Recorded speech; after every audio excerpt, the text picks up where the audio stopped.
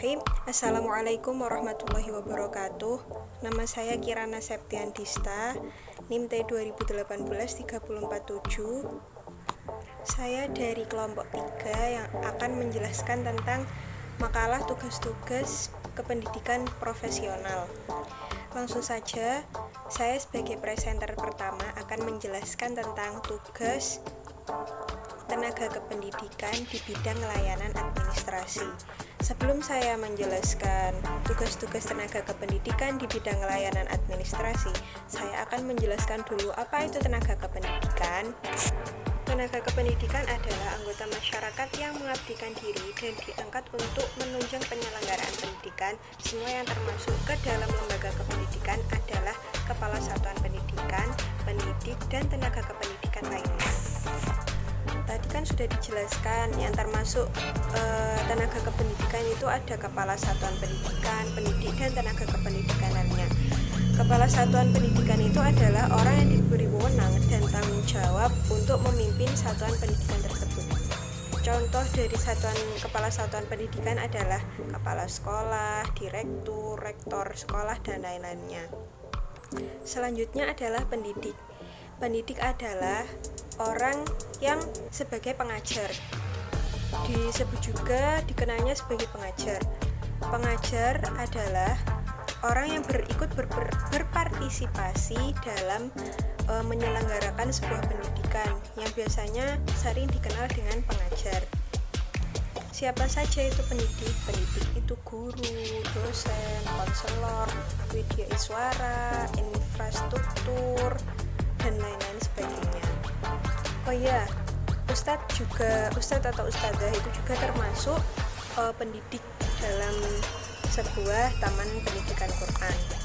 Juga yang termasuk tenaga kependidikan lainnya itu seperti wakil kepala sekolah, laboran, tata usaha, cleaning service. Pokoknya tenaga kependidikan lainnya itu orang yang ikut berpartisipasi dalam terlaksananya pendidikan.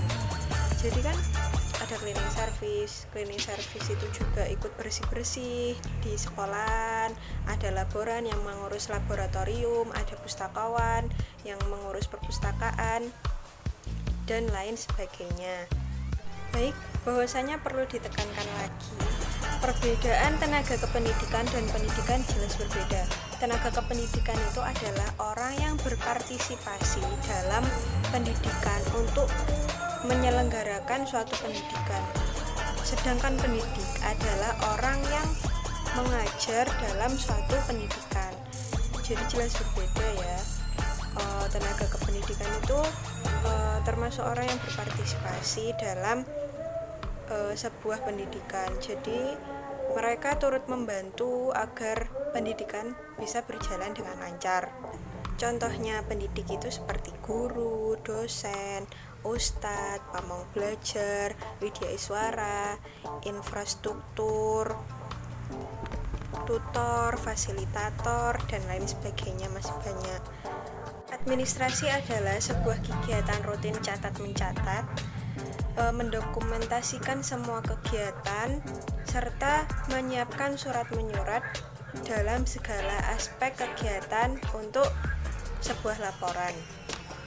Jadi tugas tenaga kependidikan dalam bidang administrasi adalah melakukan proses administrasi, pengelolaan, pengembangan, pengawasan, dan melakukan pelayanan teknis untuk menunjang berjalannya proses pendidikan dalam satuan pendidikan. Sekian dari saya, apabila ada kekurangan saya mohon maaf. Apabila masih bingung bisa ditanyakan nanti di kolom komentar. Selanjutnya akan dilanjutkan oleh presenter kedua yaitu Saudari Aini. Terima kasih. Assalamualaikum warahmatullahi wabarakatuh.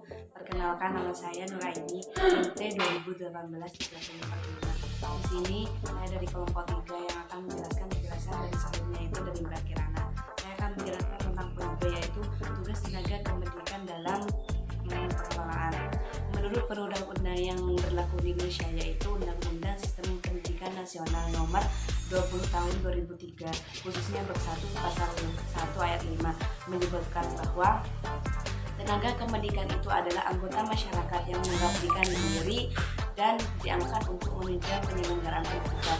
Di sini ada dimensi pengelolaan tenaga kependidikan, yaitu ada perencanaan tenaga kependidikan, merupakan suatu proses yang sistematis dan rasional untuk memberikan jaminan bahwa penetapan jumlah dan kualitas tenaga kependidikan dalam berbagai formasi dan dalam jangka waktu tertentu. Yang kedua ada perekrutan tenaga kependidikan. Perekrutan di sini usaha-usaha yang dilakukan untuk memperoleh tenaga kependidikan yang dibutuhkan untuk mengisi jabatan-jabatan yang telah ditentukan sebelumnya. Yang ketiga di sini ada menetapkan calon yang diterima. Penetapan calon yang diterima ini dapat diputuskan oleh atasan langsung atau oleh bagian personalis atau pegawai. Yang keempat di sini ada pembinaan dan pengembangan tenaga kependidikan. Pembinaan di sini merupakan usaha mendayagunakan, memajukan dan meningkatkan produktivitas kerja setiap tenaga kependidikan yang di seluruh tingkat pengelolaan perasaan di bidang pendidikan.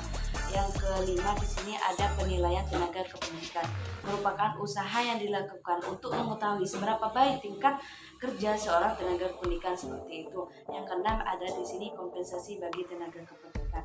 Kompensasi di sini suatu bentuk upah atau imbalan yang berlaku bagi tenaga pendidikan. Di sini ada kompensasi tidak langsung atau ada kompensasi langsung dan kompensasi tidak langsung.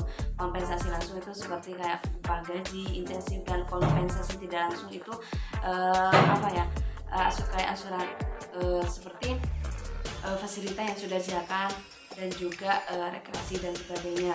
Yang ketujuh di sini ada pemberhentian tenaga kependidikan. Pemberhentian tenaga kependidikan ini bisa diakibatkan permintaan sendiri dari seorang tenaga kependidik ataupun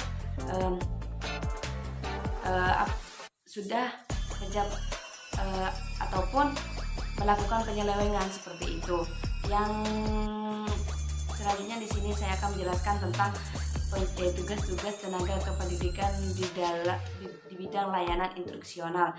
Tugas guru secara umum adalah mendidik. Dalam operasionalnya, mendidik adalah rangkaian proses pengajar memberikan dorongan, memuji dan menghukum, membentuk contoh seorang pendidik kepada siswanya. Di sini tugas khusus seorang guru yang pertama itu sebagai pengajar instruksional. Guru bertugas merencanakan program pengajaran. Yang kedua sebagai pendidik, yaitu edukator. Guru mengarahkan peserta didik pada tingkat kedewasaan yang keberadilan sempurna. Yang ketiga sebagai pemimpin, yaitu manajerial, bertugas memimpin dan mengendalikan diri sendiri. Di sini menurut Depdikbud, tugas utama seorang guru yaitu tugas di bidang profesional. Guru merupakan profesi yang memerlukan keahlian khusus sebagai guru. Jenis pekerjaan ini tidak dapat dilakukan oleh sembarang orang, khusus guru-guru tertentu ataupun orang yang sudah berpengalaman. Yang kedua di sini ada tugas guru dalam bidang kemanusiaan. Di sekolah, guru harus dapat menjadikan dirinya sebagai orang tua kedua, dan guru di sini harus mempunyai hendaknya dapat menjadi motivasi bagi peserta didik. Yang ketiga, tugas dalam bidang kemasyarakatan. Masyarakat menempatkan guru itu pada tempat yang telah terhormat seperti itu di lingkungannya, karena dari seorang guru diharapkan masyarakat dapat memperoleh ilmu pengetahuan dan juga bagi anak-anaknya seperti itu. Dan guru itu di masyarakat itu sangat terpenting dan sangat diapresiasi oleh masyarakat sekitar. Cukup ini penjelasan dari saya. Wallahu muwaffiq ila aqwamit thoriq.